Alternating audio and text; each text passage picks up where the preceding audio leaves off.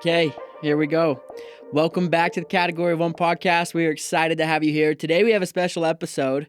A lot of times we're talking business on this podcast. Today we have an athlete, and I'm excited. His name is Mason. We can talk business too. We can talk business. He's an entrepreneur, and he's got a family, and he's done some extreme feats. And so I'm excited for us to learn about him. This man ran 1,000 miles around a track.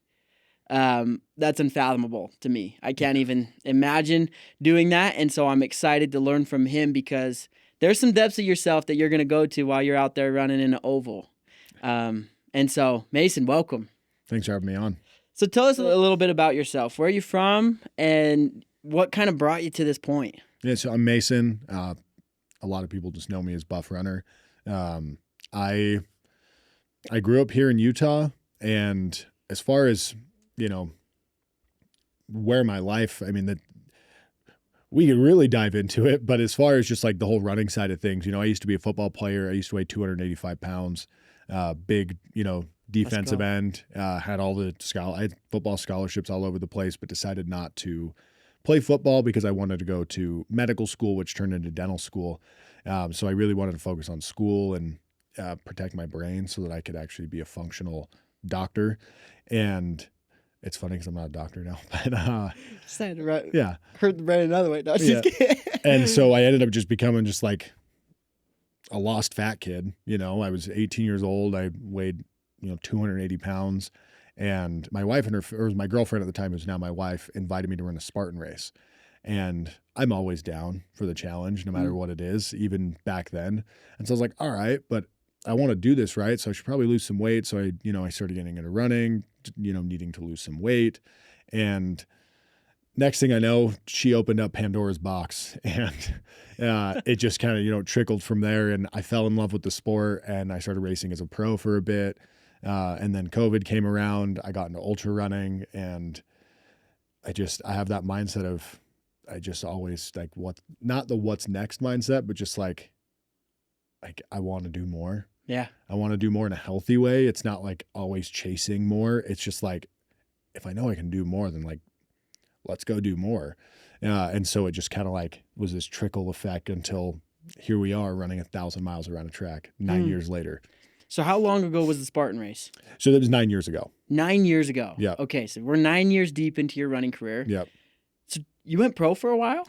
Yeah, it was very short because then COVID happened. What did you do? Was it like sprinting or was it across like long No, distance? so this is Spartan races. Oh, Spartan races. Yeah, this okay. was Spartan races. I don't know if you're familiar with Spartan races, but yeah, it's the obstacle course races. And I was really good at the super and beast distances. So I actually raced in the Spartan World Championship in 2019. Oh, heck yeah. And I think I got 17th place. I don't remember.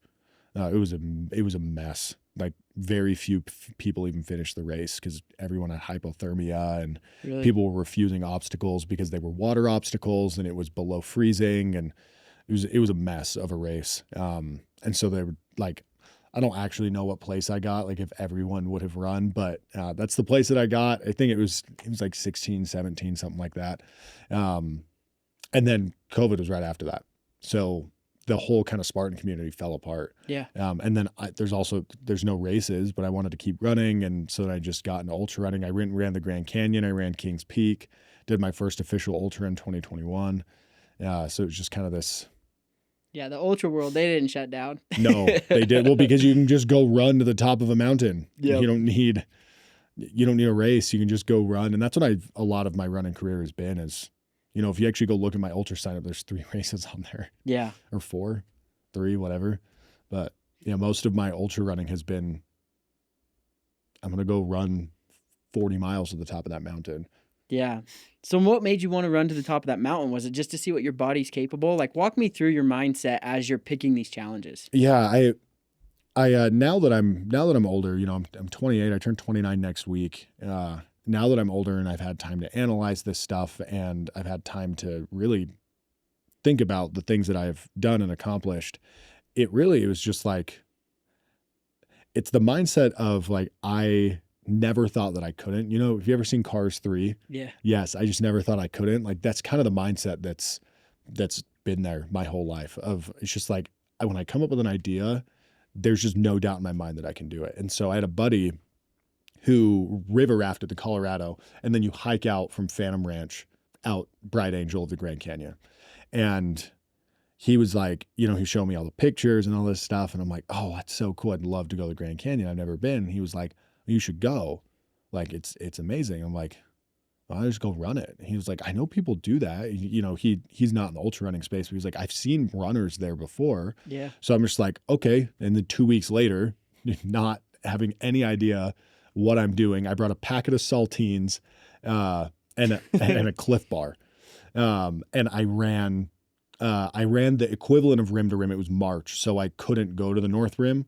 Oh, okay. So I ran the same distance total. So I went from Bright Angel, ran past Phantom Ranch, and then went like 4 or 5 miles up the North Rim, and then turned around and went back. So you're only 3 miles off the top. Yeah, it really wasn't like it was close, but like I couldn't stop at the North Rim because then there would have been no way to get back. And I wasn't ready for rim to rim to rim. Yeah. And that was my first, and it was a mess. I brought a packet of saltines and a Cliff Bar. Like, it was an absolute disaster. But again, in my mind, I had no doubt that I could do it. And I did it. I finished, and I was like, that was unbelievable. What's next? And then my next, I went and ran Kings Peak, and again, kind of a whole bunch of stuff from there. But so your first ultra was the Grand Canyon. Yeah. That was mine too. No way. Yes. That's awesome, dude. I remember at the time I was just trying to get in like I ran some marathons, and my brother was like, hey guys, do you want to go do a rim to rim to rim? And I was like, it's a brutal first. Yeah, I'll do it. I'm not afraid, Yeah. Not knowing what I'm getting into, never having ran like over a 30-mile week, and I'm going to run 50 in a day on 11,000 feet of vert, just very unprepared. But I brought some like peanut butter jellies, same deal. Cause when you don't know, you don't know. Yeah. And you just think like, oh, I'm going to go run this thing and it'll be really cool. My body will adjust. And you hear all the books and the stories that people tell, and it's always that story. Mm-hmm. It's never how dialed they are or how like, because I'm sure that from your 1,000-miler were 2 different worlds, right? Yes, very different. Very different. And I showed up to that just like busted up, and we finished it, and it was like, whoa, that was insane. Yeah. So from there, after you did the Kings Peak and you kind of got into the ultra world, so when did the run across Utah happen? Yeah, so what happened is 2021, I had my first official ultra, which was 100K. It was actually a 90K. Nice. I got lost and it became 100K. So I give myself that 100K stamp. But even though my belt buckle says 90 or 92 or whatever it is. But so I, again, not really knowing, because Kings Peak was 33, the Grand Canyon was about 30. It was kind of, and there's no time cutoffs. Right. It's a day. It's 30 miles. Even if it takes me 12 hours, you're going to get it done. And I actually crushed both of them. I got lost on Kings Peak too. Kings Peak took me like 7.5. The Grand Canyon took me 5 hours and some change. Like I crushed it on that run. And so I went into this 100K with kind of a blind confidence, because I'd done those successfully and fast. And so I was like, I can go crush this. And again, unprepared. I wasn't undertrained. I was undertrained from what I understand now, but I could have very successfully completed that run. But what ended up happening, I actually had my nutrition in a good spot, but I tore my posterior tib. It's a tendon that runs from your foot all the way up your leg. They call it the runner's Achilles. Yeah. It's a very, very common injury with runners, is they strain that. I don't know if you've ever been running and you feel that pain like behind your ankle bone. Yep. It's your posterior tib. It's a very, very common injury. Whenever I get bad shoes. Yeah. If your arches aren't supported, that's what takes the strain when your arch does that, when it folds down, if you have higher arches. Same with flat feet. But I tore it at mile 20. And so I ran another 40 miles on this torn. And it's funny, I was actually in a good position to place like top 15. I was actually in the top 10 when it tore. Who knows if I would have blown up after that. We're only 20 miles in. No. But I ended up hobbling for 40 miles and crossed the finish line. Because in my mind, I was like, well, I signed up for this. I didn't know anything about DNFing. You sign up, you don't quit. Like that was my mindset. I signed up for this. I paid the money. Why on earth would I quit? And so I'm just hobbling along. My mind's telling me to give up, but I'm like, again, it was that weird mindset of like, why would I quit? Like, I know this hurts, but like, that's what I'm here to run this. So like, let's cross this finish line. And that's when I really discovered what a pain cave was, because I mean, it was like fire in my leg for hours and hours. And I had 30 seconds to spare to get my buckle. I got second to last place. Some dude came in with 2 seconds to get his buckle right behind me. It wasn't like right behind me. I passed him as I was, I'm in that like final stretch, just like trying to get it done, like hobbling. And I get up there and I thought I was gonna be the last one. And yeah, he came in with 2 seconds to spare to get his buckle. Oh man. And I actually was down for, it was like 6 months. I couldn't run. I had 3 doctors tell me I'd never run again. If I did, I'd be like an old man. And obviously they're wrong, but yeah, I was still like, I was down for 6 months because I mean, I tore a massive, the biggest support system of your leg. You can't do surgery because they have to cut your Achilles to do the surgery. So it wasn't a complete, if it was a complete tear, they would have done the surgery, but it was it was a grade 2 and basically was just like, good luck. Right. I did all the physical therapy. And again, in my mind, I'm going to recover. I'm going to get back to running. It took me a minute, obviously. I want to go back to my bread and butter, actually jump back into some Spartan races competitively. Just hopped into some, elite heats and won a couple of races, hopped out. I just need to get my confidence back. Yeah. And then 2023, I finally was getting back into ultra running. I'd planned rim to rim to rim. I was going to run speed go. I was going to do all this stuff. And I had a freaking cardiac event. I was in the hospital for a couple of days. So nothing happened in 2023. I was just overtraining. I was doing 2 extremes. I was powerlifting and I was ultra running at the same time. They don't mix. You can lift and you can run, obviously, but you can't competitively power lift and competitively ultra run. Yeah. There's you have aerobic and anaerobic exercise happening at 2 extremes, and my heart basically just said, I'm done. And it actually tried to stop, is how the doctor explained it. And so it ended up causing all the heart attack symptoms, all of the everything. And I was in the hospital doing all these tests and all this stuff. And well, it's so interesting when it comes to hybrid training, because I think a lot of people get it mixed up. Yeah. Where you're thinking of yourself as an elite lifter and an elite runner. Mm-hmm. But when it comes to the hybrid world, typically what they're talking about is if you want to look jacked while you're running, right? Mm-hmm. Typically everyone follows a similar plan. You gain the muscle first, and then you maintain the muscle and emphasize the running. Yes. Or you flip it, right? Yeah. But typically there's one that you're emphasizing more than the other, so that way those type of things don't happen. Yes. I've found a better balance to it where you can, I actually have a reel in my drafts that's outlift the lifters, outrun the runners. It's kind of like a little joke. But you can do that. You can. You have to find the balance, and it takes time. And that's where I didn't take the time. I was just doing these 2 extremes, caused this issue.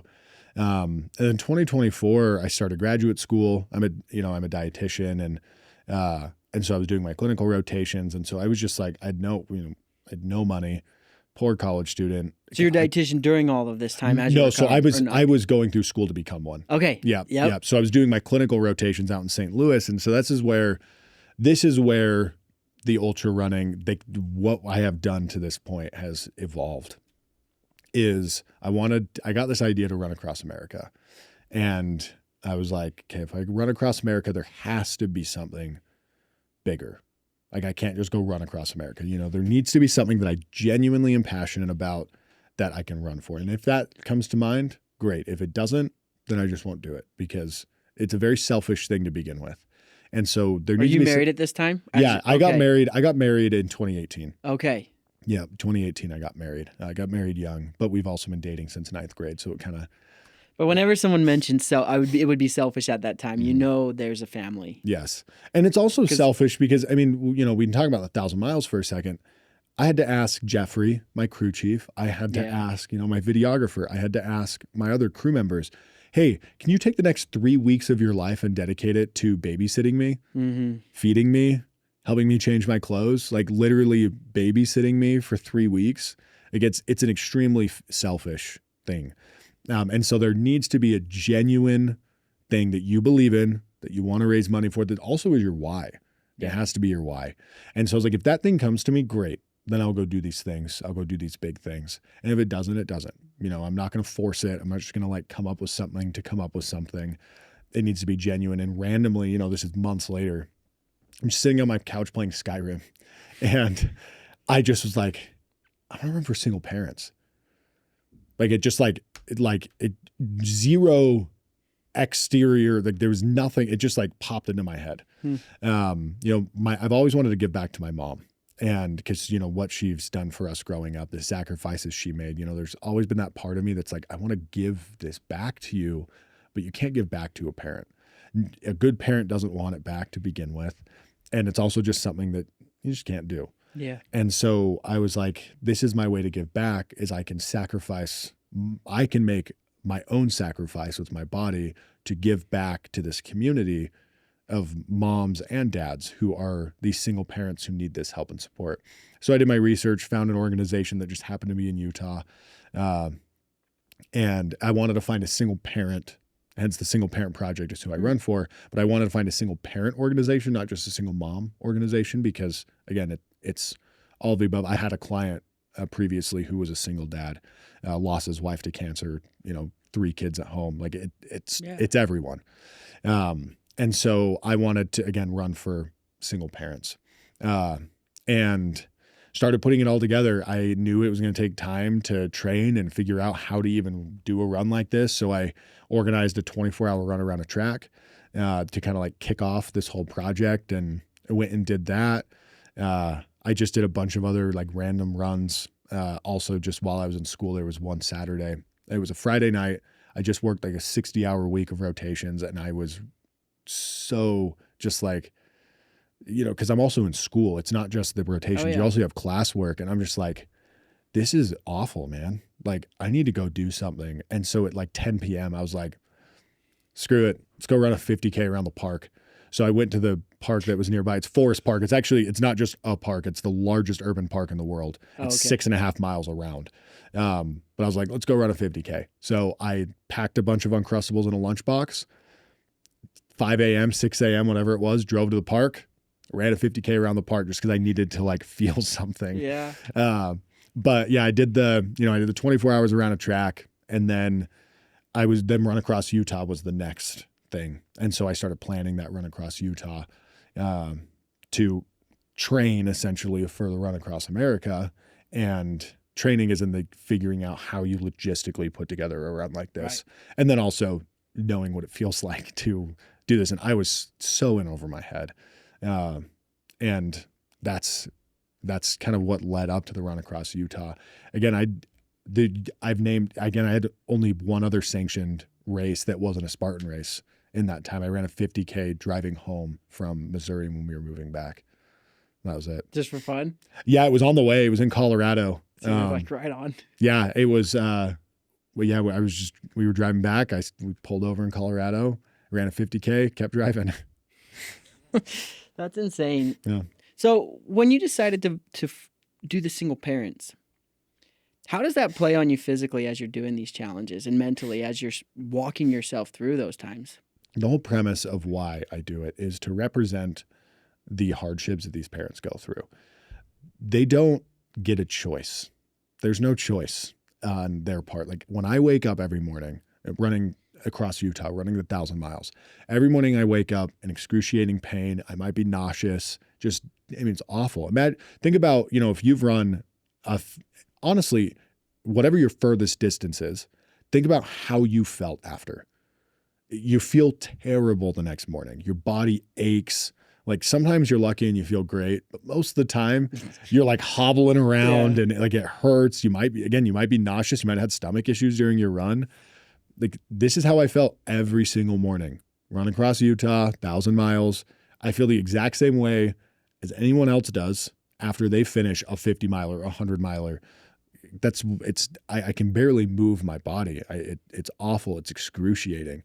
And my mind and what I'm doing this for is to represent there are parents out there that might have chronic pain. They might be sick. They might have just worked a double shift the day before, got home at 11 p.m., to then have to wake up at 5 a.m. so that they can cook for their kids and then go right back to work and do it all over again. Mm-hmm. But they don't get a choice to get up. At any given moment, I could have finished and been like, hey guys, I ran 750 miles around a track. My body can't do it anymore. I quit. Yeah. And then everyone would have been like, yeah, you ran 750 miles. Good job. But like, that's not what this was. Like the whole point was to represent that they don't get a break. They don't get to quit. If they quit, they're a deadbeat, a deadbeat. And so that's what this is I was running to represent the hard work. And then me being out there all day is also a representation of the work that they have to put in every single day. And they don't get social media recognition. Yeah. They don't get a medal at the end. Their medal is, their kids growing up, but they don't get anything out of this. Right. And so that's, again, that's what I was representing out there is the hard work that these parents are putting in every single day. And then it's so profound to think about just a single parent. Like I think about myself having 2 kids, and there's so much work that goes into it, and there's so much of your heart and your soul, and it's not even just the things that you're doing. It's so easy to look at a parent and say, well, you didn't do very much, right? Or it's not enough. Oh, so much goes into it. And people look at it as a checklist, but being a parent is not a checklist. No. Right? Especially when you're doing it by yourself. Yeah. It's your whole heart and soul, your whole day, your whole mind, your whole life revolves around that one thing. Getting them to school, trying to fit in your work in between, then making sure you're there when they come back, and then making sure that when you're there, you're present with them. Yeah. Then you don't have anything else. And so that means you have to get it all done before, or you're doing it later when they're in bed, and you're just, there's so many factors that it's a 24-hour job. Yep. And I don't understand what it's like to be a single parent, because luckily I have an amazing wife. But at the same time, you just know how much of your heart and soul goes into it. Yeah. So that makes a lot of sense. And so running Utah, 421 miles. 421 miles. Got the tattoo. Okay, it's on the leg. Yeah, because it's a license plate because I found 27 and a half license plates. I literally found half a license plate when I ran across the state. So it kind of became like a bit and a joke. But I have I've made a mural out of not all the license plates, but a good portion of them into the shape of the state of Utah. And it's hanging in my office. I actually sold it and donated the money to charity. And the guy who bought it gave it back to me and was like, you deserve this. This was just my excuse to donate. So I actually still have it, which is really cool. Oh, that's cool. But that's why it's a license plate, because it kind of became a bit, but it also was something that was cool. Like I looked forward to finding the license plates every day. So yeah, it says run 421 because it was actually 420.96. But we just say 421 because we'll count that as a Strava tax and move on. Run 420. No. Yeah. It should have been 420.69. That's where I messed up. So what does that break up to? Like when you were running each day, did you break it up before in your head saying, okay, I got to get 40, 50 miles a day? Or was it based on just, okay, I'm feeling horrible, I'm going to do 30 today and maybe 60 tomorrow? Yeah, so the run across Utah was... I didn't know what I was doing. I've just seen other people run across America. I've seen, I don't know if Matt Johnson had run across Texas yet, but I'd seen people do these things. And so I had a kind of an idea, but you don't know until you get out there. And so I had the idea of I'm going to run 55 miles a day, every day. We're going to get it done. And I did not hit that. I ran 42 and a half per day was my average. Is that 9 days total? Yeah, a little over 9 days, 17 hours. It was a mess. Like I had one day that my crew pulled me early. I only ran 30 miles and I had another day that was 52. My final day was 56. A lot of my days fell around 40 miles of just like trying to get it done. I just didn't understand how to manage that pain. There's so much pain when you do these things. And I just didn't know how to manage it. I was doing everything in my power to continue forward and we obviously got it done. But that version of me could not have done 1,000 miles. That version of me could not have done this run. I probably would have quit, or it would have taken me so long that I would have had to given up because it was taking too long. Well, so what did you learn? So when it comes to managing pain, what do you feel like was the biggest lesson that came from it? Yeah. So one of the biggest things that I learned was mindset. Pain is a mindset. It is 100. Pain's fake. When you actually think about the science of pain, it's fake. Like, yeah, we have pain receptors, but those pain receptors exist to help us not get hurt. Pain itself is not real. It really, all it is a warning sign for our body to stop doing something so that it doesn't get hurt. And so, again, it's all in your head. It's something that you can quite literally control in your head. And that's something that takes time. You're not just going to tomorrow wake up and be like, yep, pain's a mindset. Here we go. Like, I'm going to go run 200 miles. It's something that it takes time to figure out. You have to go through trial and error. You have to experience that pain, and then you have to experience more pain and then more pain. And it's something that just, again, it takes time to figure that out. But that's the biggest thing that I took away, is that pain's a mindset. On my final day running across Utah, I don't even know where I don't know where I heard this. I don't know where I came up with it. It's just something that kind of popped into my head, that pain's a mindset. And it was a final day. We'd just gotten lost, and it was the only section of the route that was unknown, because there's no roads connecting Cedar and St. George that isn't I-15. And so it's all unknown. We just kind of had to, like, maybe this is the way, maybe this is the way. We went the wrong way. I got lost. It added almost 7 hours to the final day, tons of miles. It was an absolute mess. And I just had to, like, climb a mountain to then come back down it because we'd gotten lost. My quad is cramping. The blisters on my feet were just like, it was in my head at this moment. So the blisters on my feet were really hurting. And for like an hour and a half, we're like coming out of this weird neighborhood. Jeffrey just was following me with the van. He probably thought I was completely losing it, but I just repeated myself, pain is temporary, pain is a mindset. Pain is temporary, pain is a mindset, and just kept moving. And kept moving. And it got me out of that tough spot. And since then, like, it's made me realize, like, it really is, it's always temporary. When I was on day 4 of this run, I think it was day 3. I called Eric McIntyre. I don't know if you follow him on Instagram. But he does a lot of shoe reviews, and he's a good buddy of mine, influencer here in Utah. And I call him, I'm like, dude, because my shoes failed on me on day 1. And so we were just like wearing random shoes, just like trying to get through the days. And I called him crying. I'm like, dude, I need help. I don't know what shoes to get. I don't know what to do. Like, I'm in so much pain. I need clouds on my feet. And so we ended up finding the Brooks Glycerin Maxes. But in that moment, I was in so much pain. It was unbelievable how much I still can't even, like, comprehend how I continued to move that day. And I just was, again, in my head, I'm like, in 10 days or 12 days, whatever, this is going to be over. It's going to be over. It's temporary. Like, yeah, it's going to really suck for the next 2 weeks, but it's all temporary. Like, it's going to be over. It's going to end. So just push through it. You're going to get to the end. And Jeffrey helped me through that moment as well. Like, I actually have a whole thing on video. It's like 5 minutes long. Jeffrey, like, hit his phone and just basically recorded the audio. But yeah, it was, and I actually almost stopped at 45 miles, and Jeffrey was like, oh, let's just keep moving. I'll walk with you. I just kept moving, and I started jogging, and, we hit 50 miles that day. And it really is, again, it's temporary. Right. It's all temporary. It's all in your head. And and that's what my biggest takeaway from the run across Utah was. And it's what allowed me to get through this run, is the understanding that it's going to end and you're going to feel better. Yeah. A quote I love is, "This too shall pass." Yeah. Because when things are bad, they're never as bad as you think that they are. And when things are good, they're never as good as you think they are. Yeah. Your body will always adjust to whatever stress you put on it. Yeah. And when you're doing challenges like that, if you can learn that, though, it applies to so many other things in your life, because you realize, if I just stick in this, eventually I'll get to where I want to go, and it won't be like this forever. Yeah. One of the worst things you could do is to perpetuate, right? Mm-hmm. The way it feels right now is how it's going to be forever.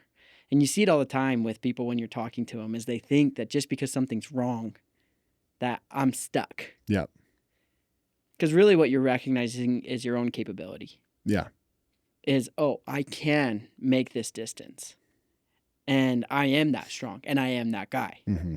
Yeah. I am him. Yeah, seriously though. Because once you have that realization, it then becomes a whole lot more of a moldable world. Yeah. You're not just subject to whatever your environment offers or gives to you. It's like, oh, well, if I am that guy, then what do I want? Yeah. Dude, and there's a part of this that like you really have to have the mindset of it's a weird balance you have to kind of teeter around where you don't want to be a jackass, but you also have to be confident in what you do. And so there's this, you really have to believe that like you are that person. You can accomplish amazing things without, having some of these more insane mindsets. But if you want to be the best at something, if you want to beyond excel at whatever you're doing, you have to have the undoubted belief that you can do it.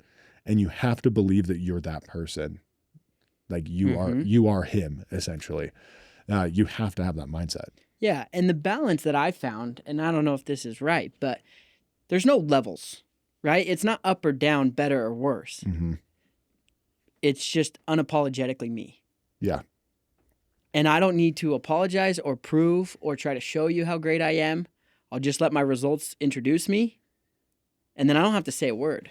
Yeah. Right? Oh, no, 100%. And that's, 100%. Like that's something, it's funny that I've learned with this is like, I used to, and, young, dumb, whatever, I used to talk, just brag about the things that I'd done and accomplished. And, I went for this run this week and I did this. And after doing this, it's like, people see it a lot more on social media because I'm obviously posting about what I did. That's part of the game, Mm-hmm. But outside of this and outside of the social media, like it doesn't matter. Like I don't really talk about the run because no one cares. Like it really doesn't matter. Like, and it's like, yeah, like the unapologetically, like being unapologetically yourself, like doing these things shows you who you really are. And it's been really cool I found myself on this run. I really discovered another layer of myself that I'm so at peace with myself. I have nothing to prove. Like I didn't have anything. You never have anything to prove because again, no one cares. You're the only one that cares. And people care. People think it's cool to see the things that I'm doing. And that's why you have followers on Instagram and all the things. Like people like to see what you're doing. But in reality, they're not thinking about you right now. No, they're just wondering at what point does it become about me, right? Like at what point does his challenge teach me something? Exactly. And that's why I love learning because there is a whole lot to pull. Mm-hmm. Social media is a blessing and a curse. Yeah. But that peace that you feel, no one talks about it. Mm-hmm. I remember I had just finished the Hurt 100 and It's a brutal race. It's a brutal race. And it was something that I thought I wasn't going to finish multiple times. And I was walking away from that race and more like hobbling away from the race. And I craved going back to that mountain. Mm-hmm. And because there's this moment of truth that you really can't get anywhere else, where it's just me and a mountain. Yep. The painkillers don't work anymore. No caffeine's going to get me up the hill. Dude, I didn't even take pain management. Like you get to this point though, where it's just you. Yeah.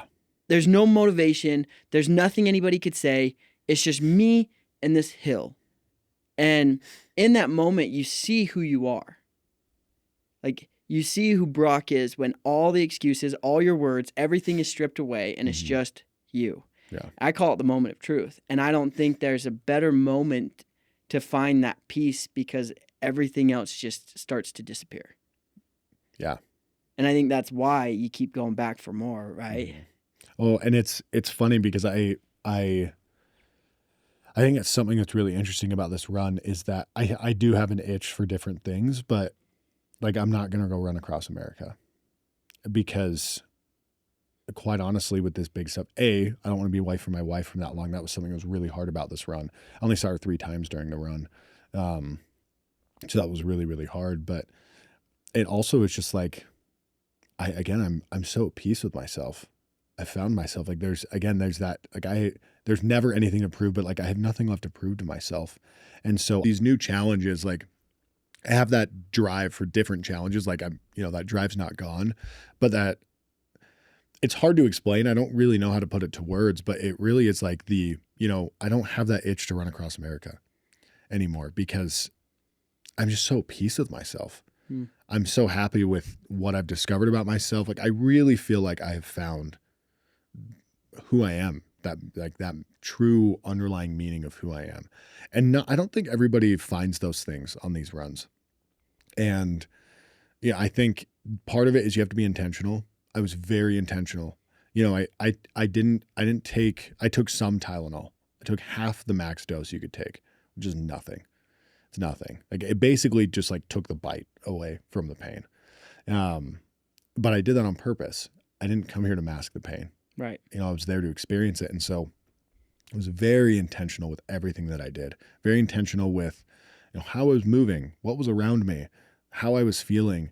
And I think that is another like level to this that a lot of people, you know, when they go do these runs, it's so easy to disassociate, especially running in a circle. Mm. Your mind searches for that disassociation to essentially remove yourself so you can just put your head down and run. Right. And I did not do that. I just didn't allow my mind to disassociate from itself just to go through the motions to get it done. And it really allowed me to have to dig and find another layer of myself. And I don't know, it's just like so cool. It's such a cool feeling to find yourself. And I'm very at peace and it's cool. So what did you find on the other side? Obviously you found yourself, but what was that? It's a great question. I think one of the biggest things is, again, that feeling of needing to prove things it's gone. Like I have no desire to, again, like today I was sitting in physical therapy.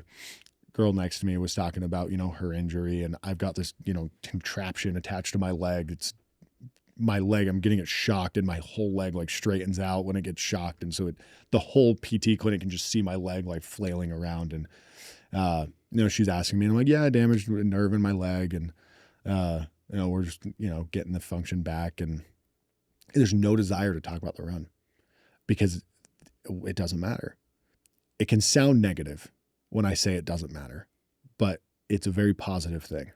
It's a very positive thing to get to a point in your life where you realize it doesn't matter.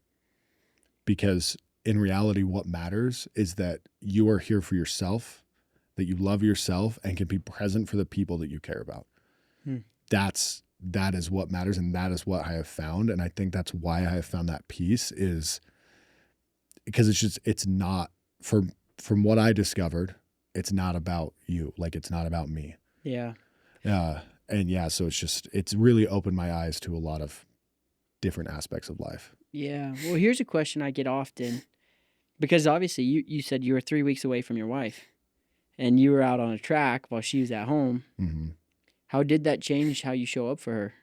Oh, very, very, it has opened up more intentionality into my life. And the run across Utah helped me discover being more intentional with my day-to-day life, and even more so with this run.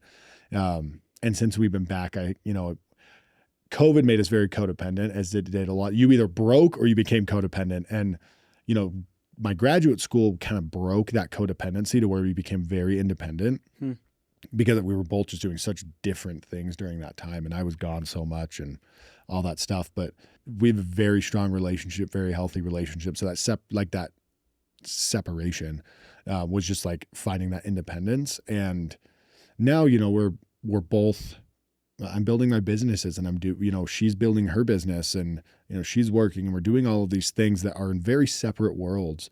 And the other day I was like, we need to be codependent again. Like, you know, codependent in a good way, not where like we get anxiety if one of us goes on a work trip for 2 days, but in the sense of like, you know, we're starting to wake up together every day.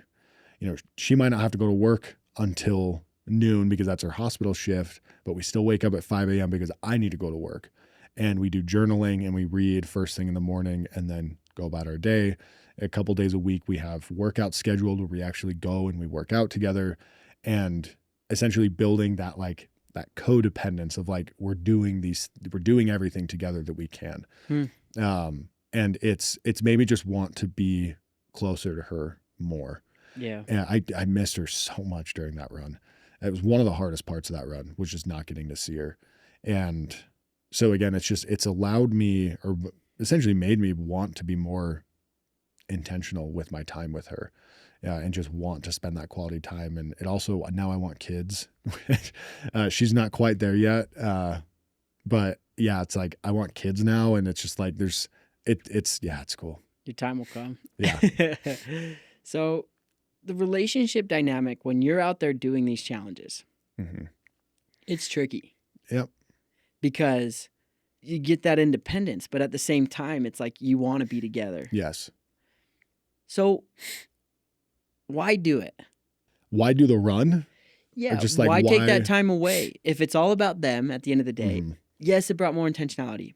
I'm just asking you a question because I get this one all the time, and I've found a lot of peace with this question, but I'd love to hear it from someone who's done it for so long. Yeah. Why do it? Doing these things, I'm not going to do something this long ever again. That's one thing. It's just like, I won't do something this big again. I will run 100s. I will run 200s, but we're not like, Moab 240 or Koganada 250. Like that's it. Like that's my cutoff. And I want to continue to do these things because it continues to remind yourself that you can do hard things, because there is a piece of it that you have to do things for yourself. You can't just always be there for others, or else you'll crumble yourself. But part of that, of doing these hard things, isn't just for myself. It's so that my kids can see that you can push through hard things. Again, I don't have kids yet, but when I get to that point that we have kids, my kids will be able to see that, oh, he's in a lot of pain, but he keeps going. So that when they're getting older, they think about, well, just because it hurts, or just because it sucks, just because whatever, I can keep going. And so it's still for others. It's still doing these things to basically inspire the next generation, inspire the next group of people to, you don't have to run 100 miles. You don't have to run 200 miles. You don't have to do any of this. And that's something that it's hard to convey on social media, is you don't have to do these absolutely insane things. Running 100 miles, screw Instagram, because it's made running 100 miles seem like a nonchalant Tuesday afternoon. It's not. It's 100 miles on your feet. Yeah. It's 24 to 28 straight hours of running. That's not normal.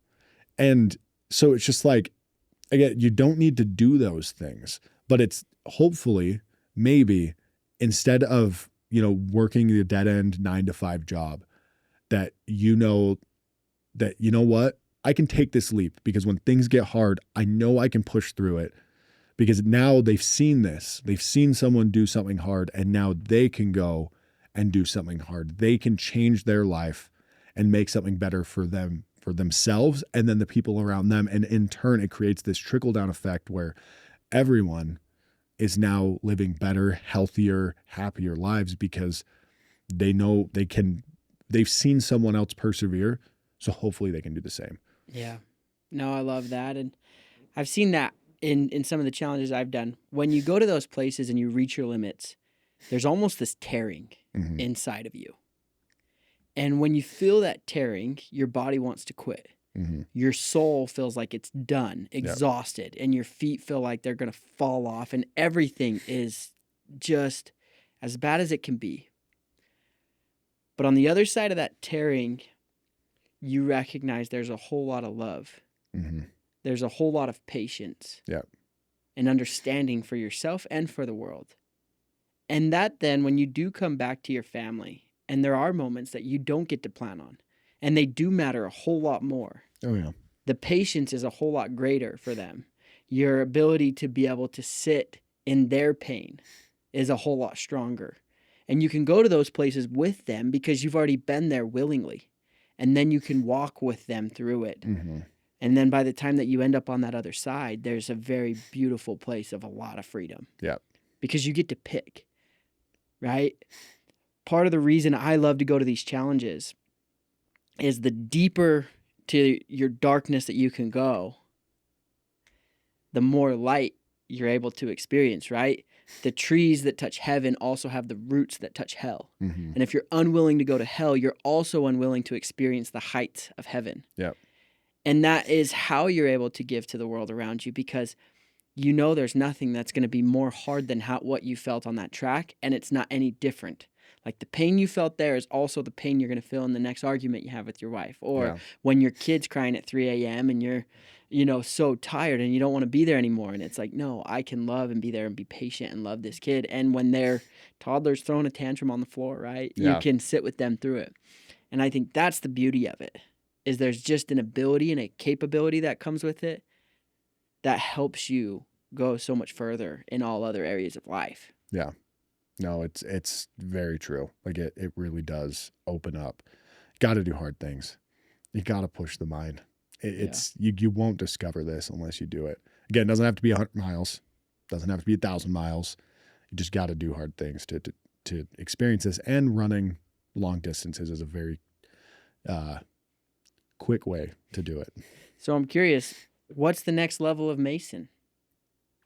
The next level of Mason is hopefully a child. That's 1,000 miles right there. That's 1,000 miles. Again, I am not pressuring my wife. When she's ready, she'll be ready. But that's like, a next big phase of my life that I'm excited for.